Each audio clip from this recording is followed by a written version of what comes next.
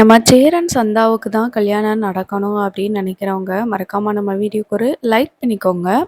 கண்டிப்பா சந்தா வந்து ரொம்பவே பாவம். இன்னைக்கான எபிசோட்ல வந்து பார்த்தீங்கன்னா, நம்ம சேரண்ணா வந்து ராமேஸ்வரத்துக்கு சந்தா வந்திருக்கிறாங்க. அதனால பார்க்க போறேன்னு சொல்லிட்டு நிலாட்ட சொல்லிட்டு கிளம்புவாங்க. இந்த விஷயத்த பல்லவன் வந்து கேட்டுருவாரு. "எங்கண்ணே கிளம்புறீங்க?" அப்படின்னு சொல்லிட்டு கேட்கும்போது, "இல்லடா பல்லவா, சந்தா ராமேஸ்வரம் வரைக்கும் வந்திருக்காளாம்டா. நான் போய் பார்க்கறதுக்கு போறேன்." அப்படின்னு சொல்லி சொல்றாங்க. "அண்ணே ப்ளீஸ்ண்ணே என்னையும் கூட்டிட்டு போண்ணே. டிவி வேற வாங்க முடியல. அப்புறம் வீட்ல நடக்கிற விஷயத்தெல்லாம் பார்க்கும்போது எனக்கு ரொம்ப ஒரு மாதிரி டிப்ரெஷனா இருக்குது. என்னைய கூட்டிட்டு போண்ணே." அப்படின்னு சொல்லும்போது, "சரி வா, கிளம்பி வா." அப்படின்னு சொல்லிட்டு கூட்டிட்டு போறாங்க.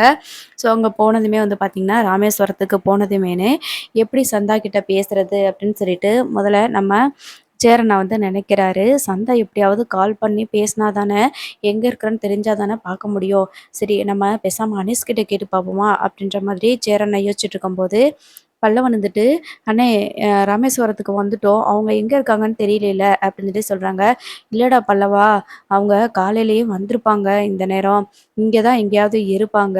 நானு அனீஸ் கிட்ட கேட்குறேன். அனீஸ்க்கு தெரியும்ல. அனீஸ் வந்து வரேன்னு சொல்லியிருந்தாங்க சென்னையிலேருந்து. அவருமே நானும் போறேன் பையா அப்படின்னு சொல்லியிருந்தாரு.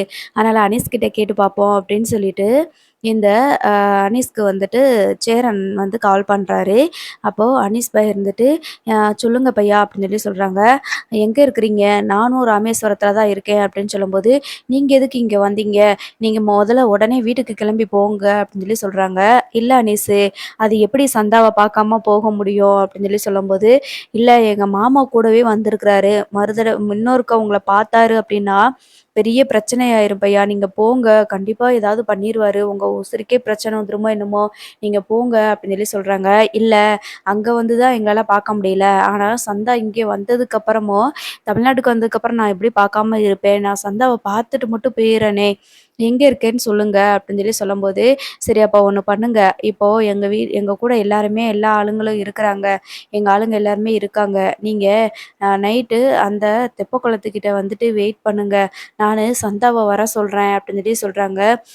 "சரி வர சொல்லு அனீஸு." அப்படின்னு சொல்லிட்டு நம்ம சேரண்ண பேசிட்டு, பல்லவன் கிட்ட, "ஏன் பல்லவா, உனக்கு ஏதாவது சாப்பிடறதுக்கு வாங்கி தரட்டா?" அப்படின்னு சொல்லிட்டு கேட்குறாங்க. "இல்லண்ணே, ஃபர்ஸ்ட்டு சந்தாவ பார்த்துக்குருவோம். அதுக்கப்புறமா எ என்னன்னாலும் பார்த்துக்கலாம். நீ கொஞ்ச நேரம் வெயிட் பண்ணுவோனே." இப்போ அனீஸ் பையா என்ன சொன்னாரு அப்படின்னு சொல்லிட்டு கேட்கும்போது, அனீஸு, "அவங்க மாமா எல்லாருமே வந்திருக்காங்களாம்டா. அதனால வந்திருக்காங்களா பல்லவா? அதனால கொஞ்ச நேரம் வெயிட் பண்ணுங்க. தெப்ப குளத்துக்கிட்ட வெயிட் பண்ணுங்க. குளத்துக்கிட்ட வெயிட் பண்ணுங்க. நான் வர சொல்றேன். இன்னும் கொஞ்ச நேரம் ஆகட்டும்." அப்படின்னு சொல்லிட்டு சொல்லியிருக்கிறாரு. "அதனால இங்க வெயிட் பண்ணுவோம்டா." அப்படின்னு சொல்லிட்டு உட்காந்துட்டு இருக்கிறாங்க. ரொம்ப நேரமா ஆகுது. பல்லவன் வேற ரொம்ப நேரமா அப்படியே சாப்பாடு பசியோட உட்காந்துட்டு இருக்கிறாரே அப்படின்னு நினைச்சிட்டு நம்ம சேரனை ஃபர்ஸ்ட்டு பார்க்காரு. அதுக்கப்புறமா, "டேய் பல்லவா, நீ என்ன போய் சாப்பிட்டு வரியா?" அப்படின்னு சொல்றாங்க. "அண்ணே அதெல்லாம் ஒண்ணும் வேண்டாண்ணே. ஒண்ணும் பிரச்சனை இல்ல. நான் கொஞ்ச நேரம் வெயிட் பண்றேன். வரட்டும்." அப்படின்னு சொல்லி பேசிட்டு இருக்கும்போதே சந்தா வேகமா வந்து வராங்க. சந்தா வந்ததுமே நம்ம சேரனா இருந்துட்டு, சந்தா அப்படின்னு சொல்லிட்டு வேகமா பார்த்து கூப்பிடுறாரு. வேகமா வந்து நம்ம சந்தா சேரன கட்டி பிடிச்சுக்கிறாங்க. கட்டி பிடிச்சிட்டு அழுக ஆரம்பிக்கிறாங்க. "எனக்கு உங்கள எப்படியாவது பார்த்துருவோம்னு நெனச்சேன். நீங்க வந்துட்டீங்க.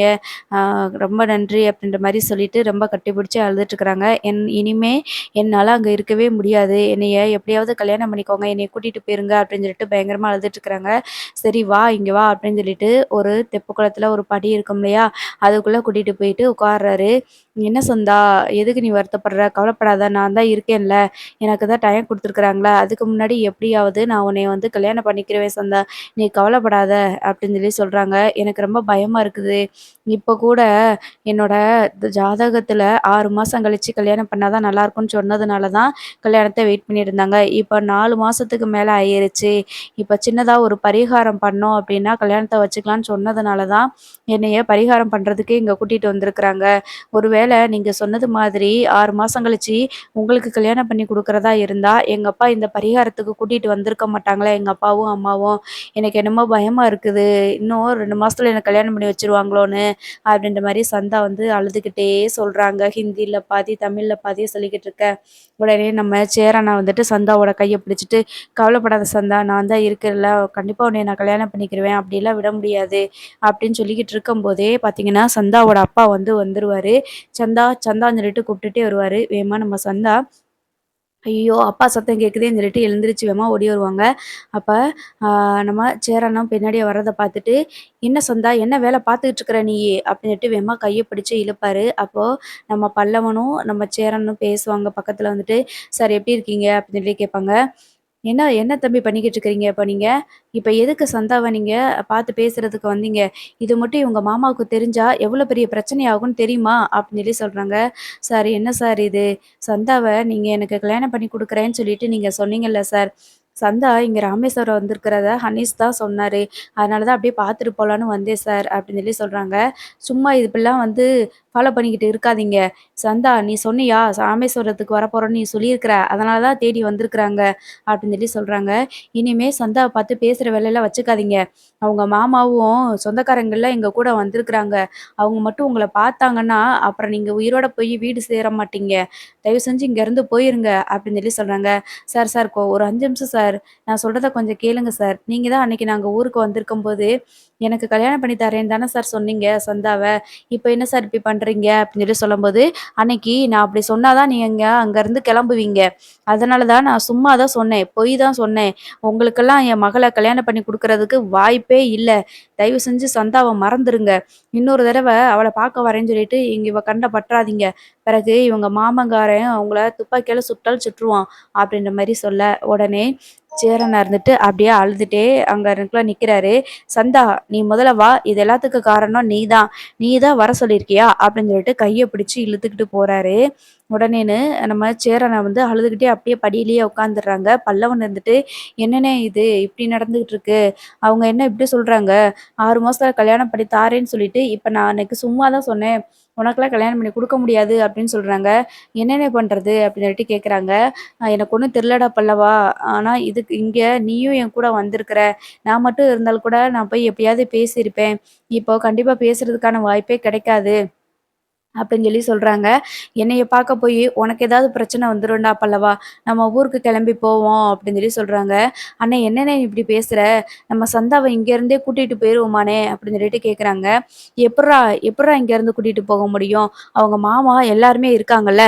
எப்படி இங்கேருந்து கூட்டிட்டு போக முடியும்? கண்டிப்பா கூட்டிட்டு போக முடியாதுடா." அப்படின்னு சொல்லிட்டு வருத்தப்பட்டுட்டு இருக்கும்போது, அதுக்கப்புறமா நம்ம பல்லவன் இருந்துட்டு, "ஐயோ! அண்ணன் ரொம்ப ஃபீல் பண்ணுதே. ஏற்கனவே எப்படியாவது அண்ணனுக்கு கல்யாணம் பண்ணி வச்சுருவாங்கன்னு சொல்லி நினைக்கும்போது, சந்தாவும் ஒரு பக்கம் அழுதுகிட்டே போகுது. அண்ணனும் அழுதுகிட்டே உட்காந்துருக்கு. இத பார்த்துட்டு என்னால எதுவும் பண்ண முடியாம இருக்கே! என்ன பண்ணலாம்? அப்படின்ற மாதிரி இந்த பல்லவன் வந்து யோசிக்க ஆரம்பிக்கிறாங்க. அண்ணன் இப்படி அழுது நான் பார்த்ததே கிடையாது. சந்தாவ பிரிய முடியாம இப்படி அழுதுட்டு இருக்கிறாங்க. சந்தாவோட அப்பா சொன்னது பார்த்தா, கண்டிப்பா அண்ணனுக்கு சந்தாவ கல்யாணம் பண்ணி வைக்க மாட்டாங்க. அதனால எப்படியாவது சந்தாவ நம்ம கூட்டிட்டு போணுமே இங்கேருந்து. மறுபடியும் இவங்க ஊருக்கு போயிட்டாங்க அப்படின்னா, சந்தாவ பார்க்குறது ரொம்ப கஷ்டமாயி போயிரும். அதனால இங்கேருந்து சந்தாவ நம்ம கூட்டிட்டு போயே ஆகணும். என்ன பண்ணலாம்? என்ன பண்ணலாம்? அப்படின்னு சொல்லிட்டு யோசிச்சுக்கிட்டே இருக்கிறாங்க. அப்போ சேரண்ணா வந்து ஒரு பக்கம் ஃபீல் பண்ணி உட்காந்துட்டு இருக்கும்போது, இப்போ நம்ம சந்தாவ கூட்டிட்டு போணுமே எப்படியாவது அப்படின்னு சொல்லிட்டு இந்த பல்லவன் வந்து நினைக்கிறாங்க. உடனே அவர் என்ன பண்றாரு அப்படின்னா, பாண்டிக்கும் நம்ம சோழனுக்கும் கால் பண்றாங்க. பாண்டிக்கும் சோழனுக்கும் கான்ஃபரன்ஸ்ல பேசுறாங்க. "அண்ணே நான் பல்லவன் பேசுறேன்" அப்படின்னு சொல்லி சொல்றாங்க. "என்னடா சேரன் என்ன செய்யுது? எங்க போனீங்க? ஏதோ வேலை விஷயமா போயிருக்கிறதா சொல்லிட்டு இருந்தாங்க. நிலா சொன்னா. எங்கடா இருக்கீங்க?" அப்படின்னு சொல்லிட்டு சோழன் கேட்க, உடனே நம்ம பல்லவன் வந்துட்டு, "அண்ணே நாங்க ராமேஸ்வரம் வந்திருக்கண்ணே" அப்படின்னு சொல்லி சொல்றாங்க. "ராமேஸ்வரமா? அங்க எதுக்குடா போனீங்க?" அப்படின்னு சொல்லிட்டு நம்ம பாண்டி கேட்கும்போது, இல்லண்ணே சந்தா ராமேஸ்வரம் வரதா சொல்லியிருக்கோம் போல அண்ணன்ட்ட. அதனால போய் பார்த்துட்டு வந்துடலான்னு சொல்லிட்டு அண்ணன் கிளம்புச்சுண்ணே" அப்படின்னு சொல்லி சொல்றாங்க. "என்கிட்ட கூட ஒரு வார்த்தை கூட சொல்லாம அண்ணன் இப்படி கிளம்பி வந்துருச்சு.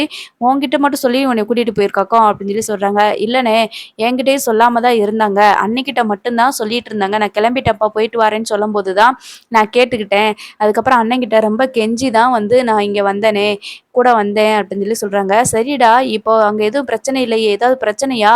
அந்த ஆளு ஏற்கனவே சந்தாவோட மாமா துப்பாக்கிய காட்டி இது பண்ணிக்கிட்டு இருந்தாரு. ஏதாவது பெரிய பிரச்சனை ஆயிற போகுதுடா" அப்படின்னு சொல்லி சொல்லும்போது, "பிரச்சனை தானே" அப்படின்னு சொல்லி சொல்றாங்க. "என்னடா என்ன பிரச்சனை?" அப்படின்னு சொல்லிட்டு நம்ம சோழன் கேட்க, உடனே "இல்லண்ணே அ இப்போ சந்தா வந்துச்சுண்ணே, அண்ணன் பார்த்து பேசுனாங்க.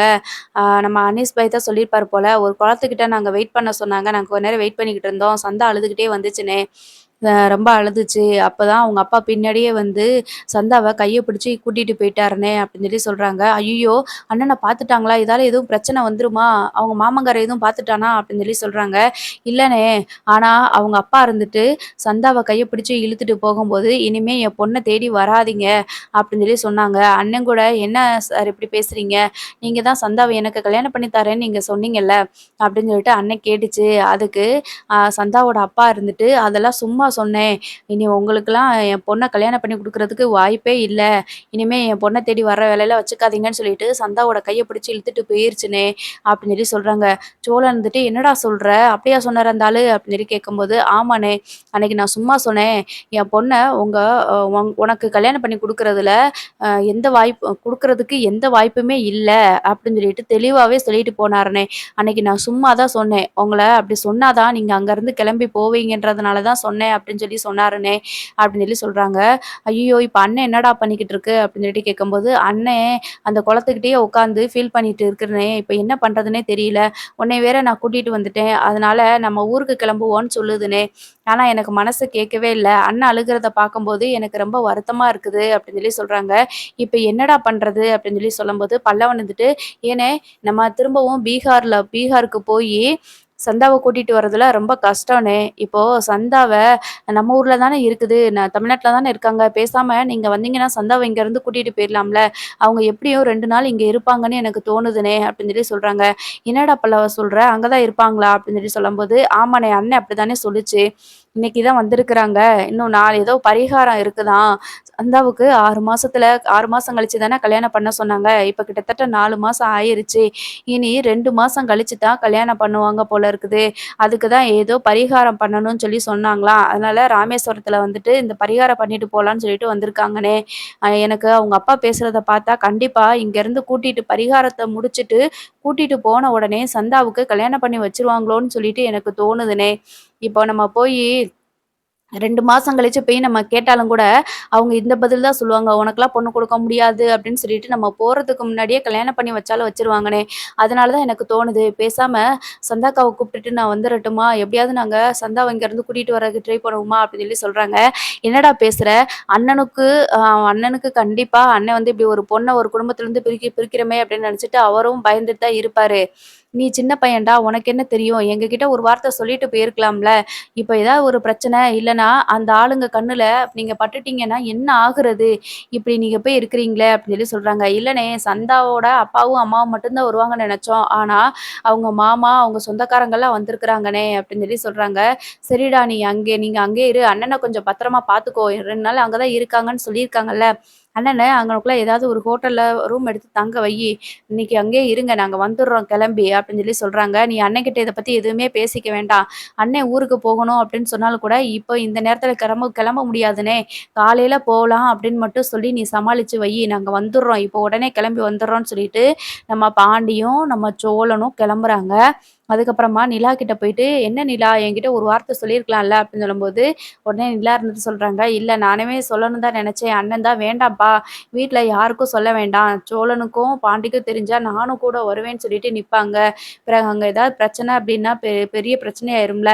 அதனால அவங்க வேண்டாம்ப்பா, அவங்க வேலைய பார்க்கட்டும்னு சொல்லிட்டு அண்ணன் தான் சொன்னாங்க. என்கிட்ட சொல்லக்கூடாதுன்னு சொன்னாங்க" அப்படின்னு சொல்லும்போது, சோழன் இருந்துட்டு, "ஏன் நிலா, நான் உன் புருஷன்.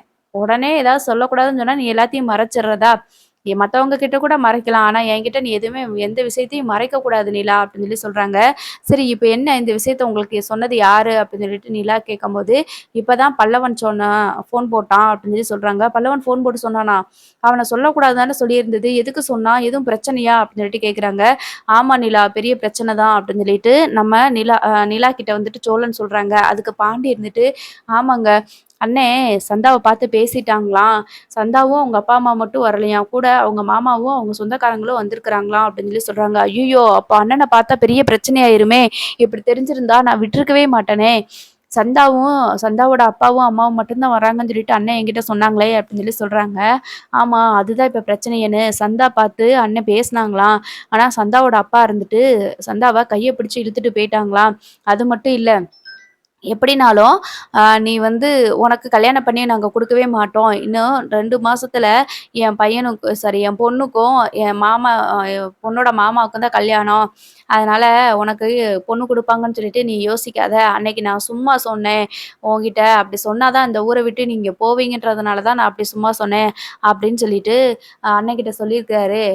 கல்யாணம் நடக்கணும் கனவுல கூட நினைக்காத அப்படின்னு சொல்லிட்டு கைய பிடிச்சு இழுத்துட்டு போயிட்டாரு போல இருக்கு. அண்ணனால எதுவும் பண்ண முடியல. அப்படியே அமைதியாவே இருந்துட்டாரு. அதனால தான் பல்லவன் இப்ப சொல்லிட்டு இருக்கிறான். இவன் கிளம்பி வாங்கண்ணே, பேசாம நம்ம சந்தாவ இங்கேருந்தே கூட்டிட்டு போயிருவோம்ன்னு சொல்லி சொல்றான் அப்படின்னு சொல்லி சொல்றாங்க.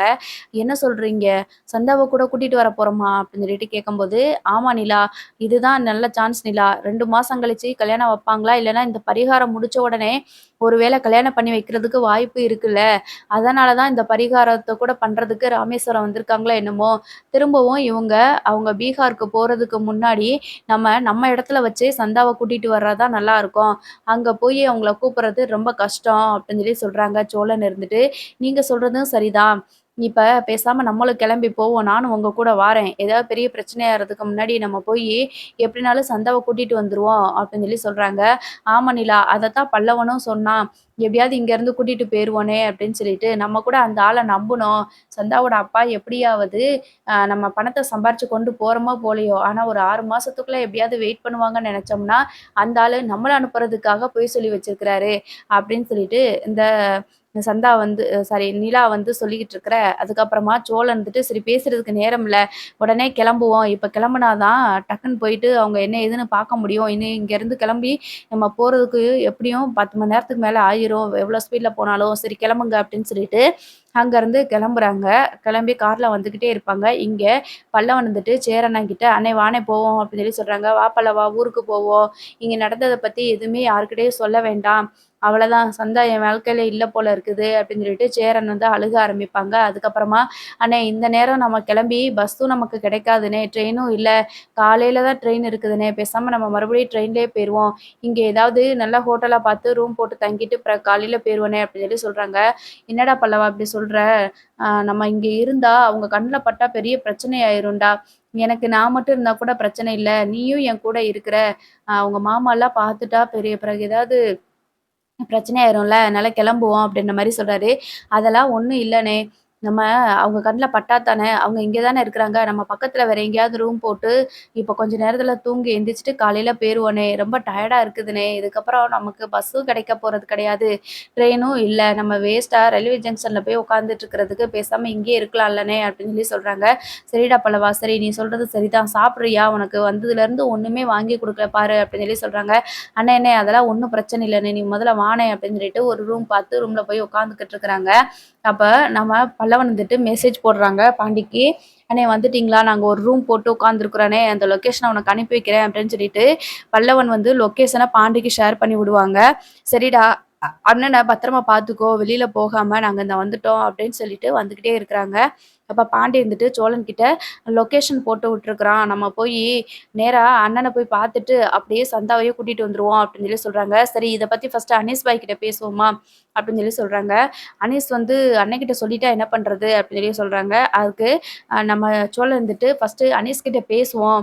அவங்க அடுத்து என்ன பிளான்ல இருக்காங்க அப்படிங்கிறது தெரிஞ்சா தானே, நம்ம அந்த டயத்துக்கு பார்த்து அவங்கள வந்து அங்கருந்து எப்படியாவது கூட்டிட்டு வர முடியும். அப்படின்னு சொல்லி சொல்லும்போது, நீங்க சொன்னதும் சரிதான். அப்படின்னு சொல்லி நம்ம பாண்டி இருந்துட்டு அனீஸ்க்கு கால் பண்றாங்க. கால் பண்ணிட்டு சொல்லுங்க பையா அப்படின்னு சொல்லிட்டு அனீஸ் வந்து கேட்குறாரு. பாண்டி இருந்துட்டு, "அனீஸ் ப்ரோ இப்போ நீங்க எங்க இருக்கீங்க?" அப்படின்னு சொல்லிட்டு கேட்குறாங்க. "இங்க தான் ராமேஸ்வரத்தில தான் இருக்கிறோம். ஐயர் வந்துட்டு நாளைக்கு தான் ஏதோ பரிகாரம்லாம் நாளைக்கு தான் கழிக்கணும் அப்படின்னு சொல்லி சொன்னாங்க. நாங்க இங்கேருந்து போறதுக்கு இன்னும் 2 நாள் ஆயிரும்" அப்படின்னு சொல்லி சொல்றாங்க. அதுக்கு பாண்டி இருந்துட்டு, "உங்க பேசாம சந்தாவ நாங்க கூட்டிட்டு வந்துரலாம்னு நெனைக்கிறோம்" அப்படின்னு சொல்லி சொல்லும்போது, "ஐய்யய்யோ! வேண்டாம். நீங்க யாருமே வராதீங்க. எங்க மாமாவும், எங்க மாமாவோட சொந்தக்காரங்க எல்லாருமே வந்திருக்காங்க. அவங்க கண்ணுல பட்டா பெரிய பிரச்சனை ஆயிரும். தயவு செஞ்சு வேண்டாமே அப்படின்னு சொல்லி சொல்லும்போது, அதெல்லாம் எந்த பிரச்சனையும் வராது. நாங்க எப்படியாவது சந்தாவ கூட்டிட்டு வந்துருவோம். திரும்பவும் பீகாருக்கு போனா, அங்க இருந்து எங்களால கூட்டிட்டு வர முடியாது. அது மட்டும் இல்ல, உங்க அப்பா சேரண்ணன் கிட்ட சொல்லியிருக்கிறாராம், உனக்கெல்லாம் கல்யாணம் பண்ணி குடுக்க முடியாது. அன்னைக்கு நான் சும்மா பொய் தான் சொன்னேன். அப்படின்னு சொல்லியிருக்கிறாரு அப்படின்னு சொல்லும்போது, "ஓ, ஆமா சொன்னா சந்தா சொல்லி ஃபீல் பண்ணி அழுதுகிட்டு இருக்கா" அப்படின்னு சொல்றாங்க. "இவ்வளோ பிரச்சனைக்கு நடுவுல எப்படி நாங்க சந்தாவ விட்டுட்டு போக முடியும்னு சொல்றீங்க? நாங்க வந்துகிட்டு தான் இருக்கிறோம். அதே மாரி அண்ணன ஒரு ரூம் போட்டு நம்ம பல்லவன் தங்க வச்சிருக்கிறான். அதனால அவங்களுக்கு அங்க பிரச்சனை இல்ல. அவங்க வெளியிலவே வரமாட்டாங்க. கண்டிப்பா கண்ல படமாட்டாங்க. ஆனா, நீங்க எங்களுக்கு ஏதாவது கண்டிப்பா எங்க இருக்கிறேன், ஏது பண்றேன் அப்படிங்கிற விஷயத்த எங்ககிட்ட சொல்லணும் அப்படின்னு சொல்றாங்க. சரி பையா, ஆனா என்னால ரொம்ப நேரம் பேச முடியாது. நான் உங்களுக்கு எதுனாலும் மெசேஜ் பண்ணிக்கிட்டே இருக்கிறேன். என்னோட லொகேஷன் எதுனாலும் நான் உங்களுக்கு ஷேர் பண்ணிக்கிட்டே இருக்கிறேன் அப்படின்னு அனீஸ சொல்லவும், சரி போன தடவ உங்க மாமா வீட்டு ஆளுங்க வந்து சந்தாவ கூட்டிட்டு போயிட்டாங்க. கல்யாணத்த நிறுத்திட்டு துப்பாக்கிய காட்டி. ஆனா இந்த தடவ அப்படி போக முடியாது.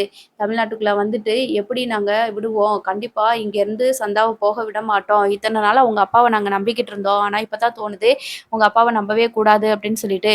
சந்தாவையும், அண்ணனையும் சேர்த்து வைக்கிறது எங்களோட கடமை. நாங்க வந்துகிட்டே இருக்கோம். நீங்க கொஞ்சம் பத்திரமா பார்த்துக்கோங்க. அதேமாரி சந்தா கிட்டயும் இந்த விஷயத்த பத்தி சொல்லுங்க அப்படின்னு சொல்றாங்க.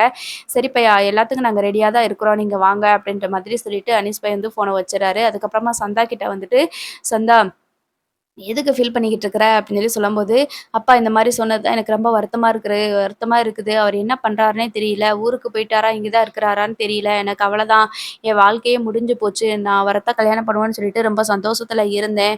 இப்ப எல்லாமே முடிஞ்சு போச்சு அப்படின்ற மாரி ஃபீல் பண்றாங்க. அதுக்கு அனீஸ் இருந்துட்டு, எதுவுமே முடியல. உன்னைய எப்படியாவது இங்கேருந்து கூட்டிட்டு போயிரலான்னு சொல்லிட்டு பிளான் பண்ணிட்டு இருக்காங்க. எல்லாத்துக்குமே நீ ரெடியா இருந்துக்கோ அப்படின்னு சொல்றாங்க.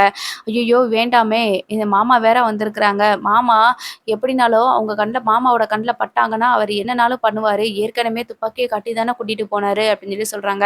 இந்த தடவ கண்டிப்பா நாங்க சந்தாவ கூட்டிட்டு போய் கல்யாணம் பண்ணி வச்சுருவோம். எங்கள நம்புங்கன்னு சொல்லிட்டு சோழனும், பாண்டியும் சொல்றாங்க. சேரனோட தம்பிங்க சொல்றாங்க. அதனால அவங்க பிளான் பண்ணது மாதிரியே உன்னைய இங்கேருந்து கூட்டிட்டு போயிருவாங்க. நீ அதுக்கு ரெடியா இருந்துக்கோ. இந்த விஷயத்த பத்தி யார்கிட்டயும் எதுவும் சொல்லாத. நான் கரெக்ட்டா எங்க வர சொல்றேனோ, அங்க வந்துரு. உனக்கு நான் சொல்றேன் அப்படின்ற மாதிரி அனீஸ் சொல்ல, சந்தாவும் அதுக்கு ரெடியா இருக்காங்க. பார்ப்போம் எப்படி நடக்குது கல்யாணம்னு.